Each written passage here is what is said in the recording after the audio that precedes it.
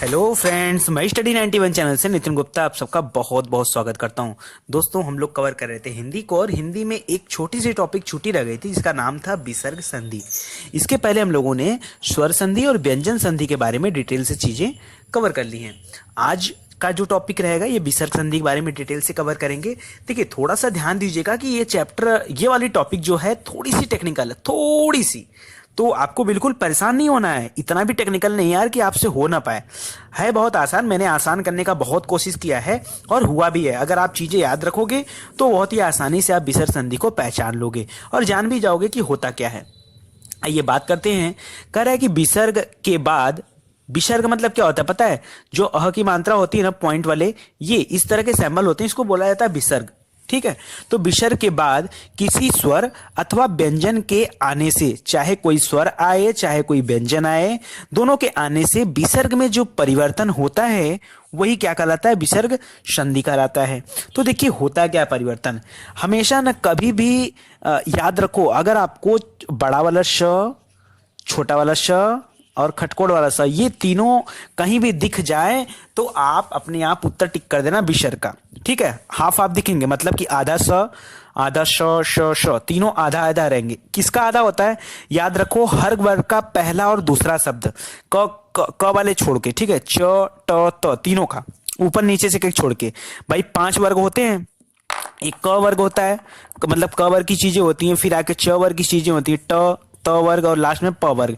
तो ऊपर ऊपर का एक एक छोड़ दो, क वाला छोड़ देना और नीचे से प वाला छोड़ देना है। तो बचा क्या हमारा? बचा हमारा च छ वाला, ट ठ वाला और त थ वाला। तो याद रखो, जो च छ होता है वो बदल जाता है बड़े स में, जो ट ठ होता है वो खटकोड़ वाले स में, और जो त थ होता है श में बदलता है। ठीक है, छोटे वाले स में। तो कैसे? देखिए, जैसे देखिए यहाँ पे संधि विच्छेद है, नि धन चय। तो यहाँ पे च लगाया ना, तो च के साथ मेरा कौन सा सा आएगा? बड़ा वाला सा आएगा। च छ के साथ हमेशा कौन सा आता है? बड़ा वाला सा। जैसे निधन चल, तो क्या बन जाएगा? निश्चल। निधन चय, निश्चय। निधन छल हो गया, तो निश्चल बड़ा वाला सा ही लगेगा। मैंने आपको बताया कि च और छ के साथ क्या होता है? बड़ा वाला सा आता है। निधन चिंत, तो क्या हो जाएगा? जुड़ के निश्चिंत। ये जो अ है ना, ये बदल जाता है श में। निधन तेज, त के साथ क्या होता है दोस्तों? मैंने बताया था, त के साथ छोटा वाला स लगेगा, देखो। ठीक है ना? तो इसीलिए यहां पे क्या करें? निस्तेज। याद आ रहा है आपको? समझ में आ रहा ना? क धन चित, क तो आगे देखिए च लगाया तो बड़ा वाला स। कश्चित।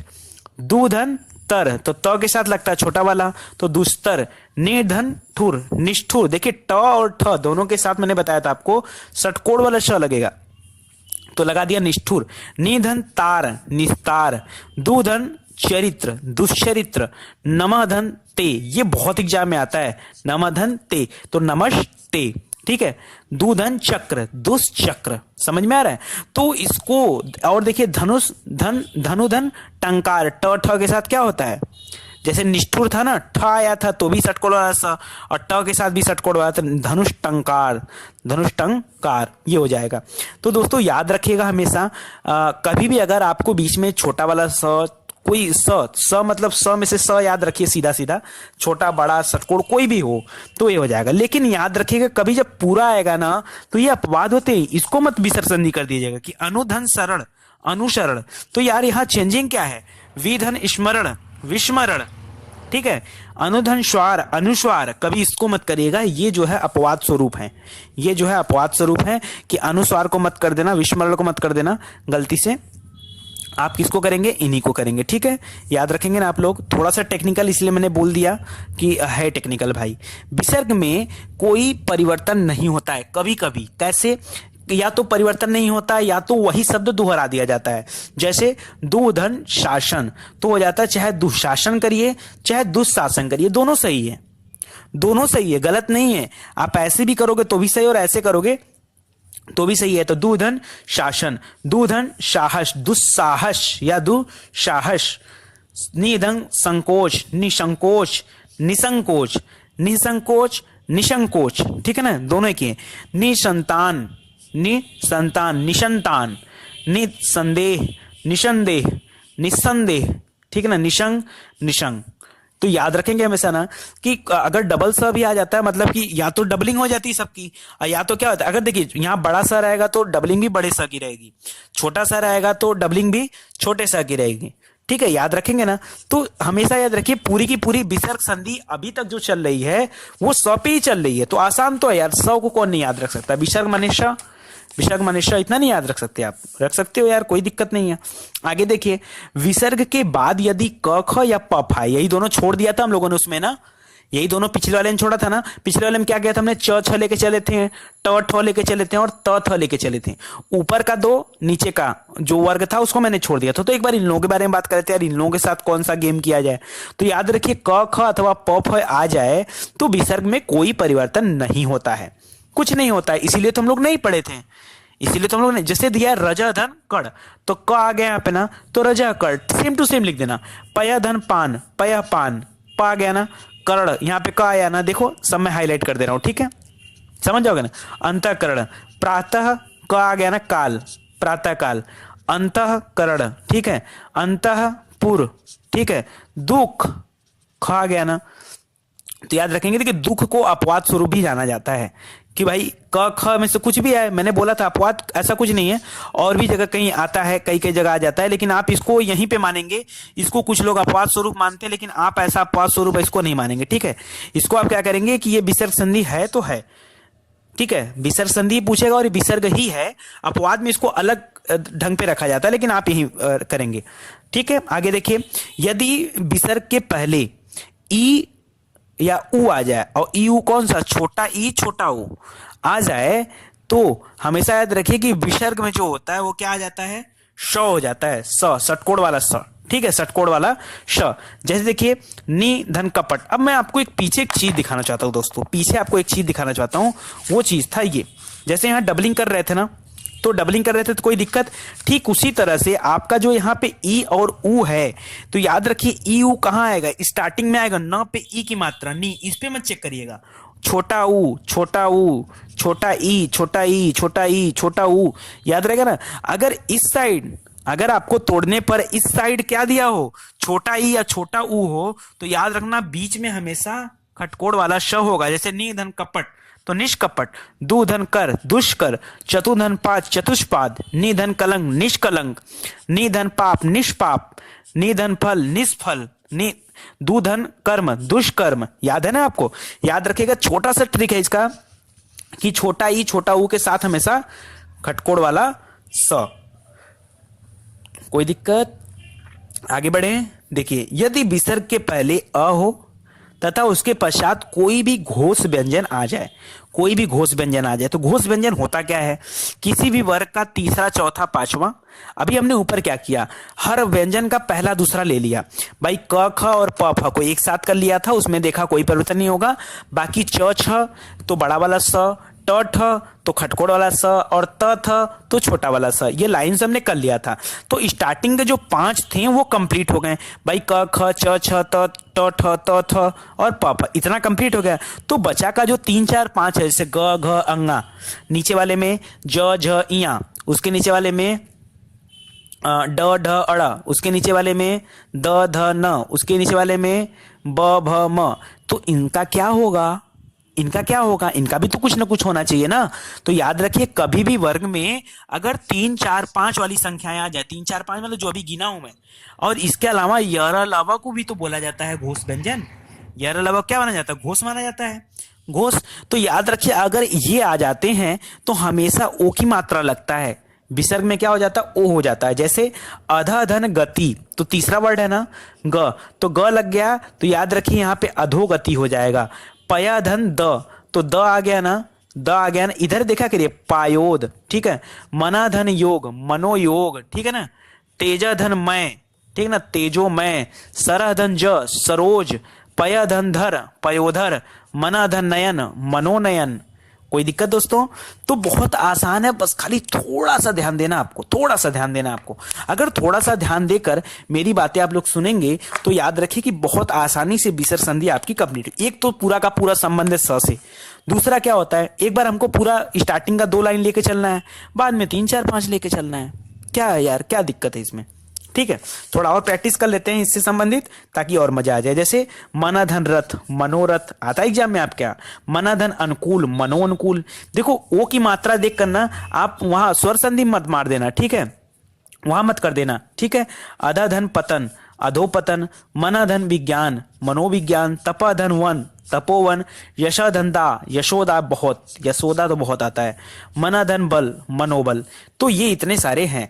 कुछ नया भी देख लेते हैं दोस्तों।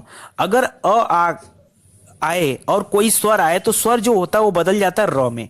देखो जब आ रहा था, यहाँ पे क्या आ रहा था, अ या आ रहा था भाई, कैसे, देखो मन बोलो, मन तो आ रहा है, मन, अध, मन, मन, मन, मन। तो अ या आ आता है तो हमेशा हम लोग चेंज कर देते थे ओ में।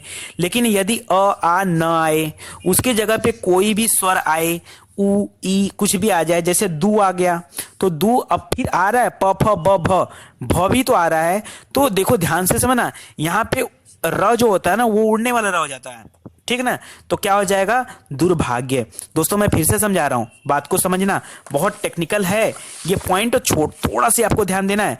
मैंने यहाँ बोला कि कभी अ या आ जाए तो सब में अ आया है ना, अ या आ जाए उसके साथ कोई घोष आ जाए तो ओ बन जाता है, ठीक है। लेकिन अगर स्टार्टिंग में देख रहे हैं कहीं मनु उनु नहीं दिया है, मनु तपु यसु नहीं ने दिया है कहीं, तो याद रखिए अगर ये ओ हो जाएगा क्या हो जाएगा, दू हो गया, नी हो गया, दू तो क्या हो जाएगा, जैसे नी आ गया तो नी धन जर तो निर्जर, ठीक है। दू धन गुड़ दुर्गुड़, नी धन यात निर्यात, नी धन अर्थक निरर्थक, नी धन उपाय निरुपाय, ठीक है।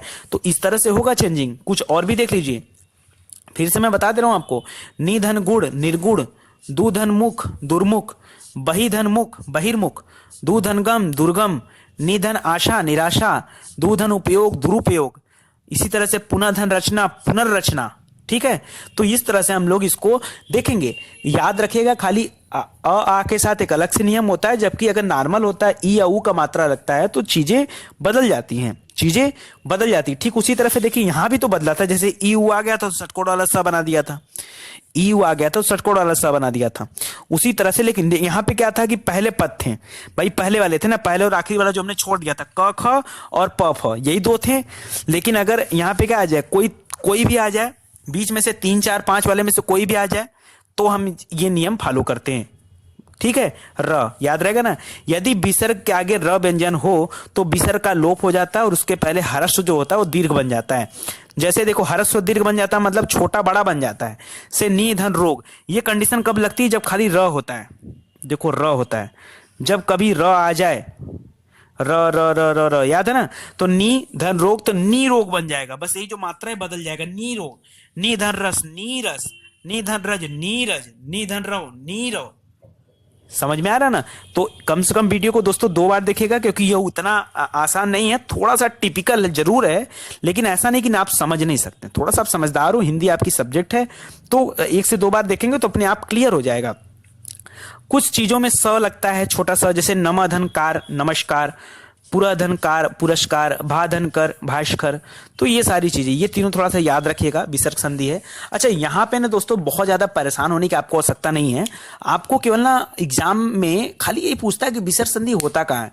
तो हमारी मुलाकात हुई है स में, और स से 3 टाइप के स हमने देखा, और एक जगह बना था यो ओ, और ओ वाला कब बना था, देखो एक तो 3 टाइप का स ध्यान दो, ठीक है।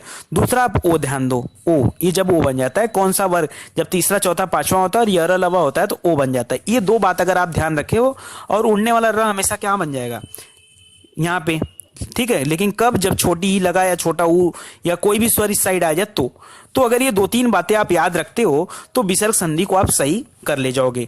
दोस्तों आप घबराओ मत, मैं आपके लिए प्रैक्टिस सेट तैयार कर रहा हूं हिंदी का, और हर चैप्टर से हम लोग अच्छे खासे क्वेश्चन कवर करेंगे। 50 60 70 80 90 100 जैसे भी रहेंगे हम लोग कवर करेंगे। बहुत सारे लोग कहते हैं कि सर प्रैक्टिस करवाइए, क्वेश्चन कहाँ से सॉल्व करें, बुक कहाँ से दें। तो आप लोग बिल्कुल मत परेशान होइए, बस आपको जितना पढ़ाया जा रहा है ना उतनी चीजें आप पढ़ते चलिए। आपको कैसे तैयार होना है, कैसे प्रैक्टिस करनी है, दुनिया से कैसे कंपटीशन करना है, ये सारी मेरी प्रॉब्लम है, आपकी प्रॉब्लम नहीं है। आपका काम है पढ़ना। आप पढ़ने आए हो ना, तो बिल्कुल सारी चिंता छोड़कर, सारी चिंता एक तरफ रख दो। सर कौन सी किताब खरीदनी, कोई किताब नहीं खरीदनी है, कोई किताब। जिसके पास है बहुत अच्छी बात है, जिसके पास नहीं है और भी अच्छी बात है। आपको सारी चीज दी जा रही है ना, पहले जब तक आप सारी चीज पढ़ोगे नहीं तब तक आप करोगे क्या, क्या करोगे, किताब रख के करोगे क्या? अच्छा, किताब में भी तो ये सारी बातें दी होती है ना, समझ में क्यों नहीं आता? दिक्कत है यार कि कोई पढ़ाता नहीं है उस तरीके से।